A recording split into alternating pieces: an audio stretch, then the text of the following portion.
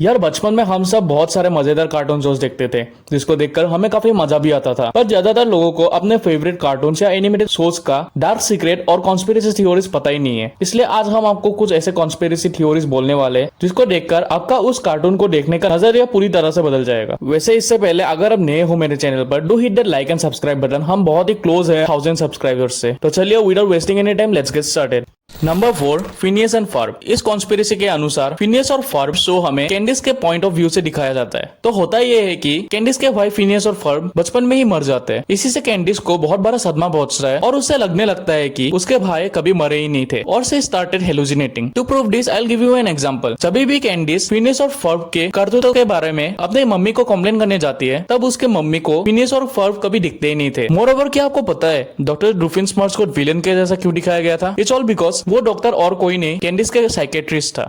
Number 3, cars. One of the greatest animated movie of all time. वैसे क्या आपने कभी सोचा है कि कार्स सीरीज में कोई इंसान क्यों नहीं दिखाया गया? हालांकि हमें कार्स मूवी में बहुत सारे ऐसे स्ट्रक्चर्स देखने को मिलता है जो कि ह्यूमन मेड है। So according to this theory, जैसे जैसे मशीन एडवांस होते गए वैसे वैसे मशीन ह्यूमंस को टेक ओवर करने लगे, जिसका आउटकम ये था कि ह्यूमंस और कार्स एक हो गए।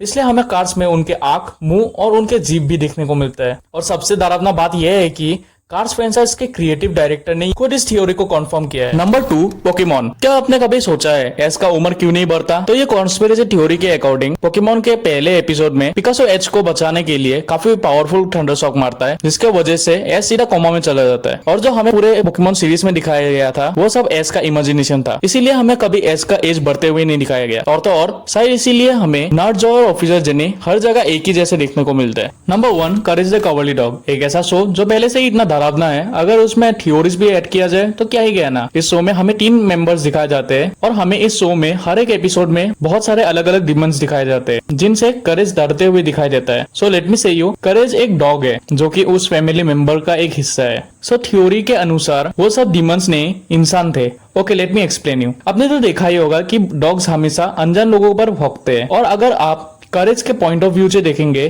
तो करेज को लगता है कि वो सब अनजान लोग कोई डीमंस है। और तो और अगर आप करेज के घर को देखेंगे तो यू वुड नोटिस दैट उसके घर के आसपास कुछ नहीं है, क्योंकि करेज को कभी पता ही नहीं था उसके घर के बाहर भी कुछ है, क्योंकि करेज कभी घर के बाहर गया ही नहीं। इसी के साथ हम कंप्लीट करते हैं हमारा video. And please let us know ये वीडियो आपको कैसा लगा, ताकि हम और भी इंप्रूवमेंट कर सके। एंड अगर आप नए हो मेरे चैनल पर, do hit that like and subscribe button. Once again thank you for watching this video. Have a great day. Jai Hind.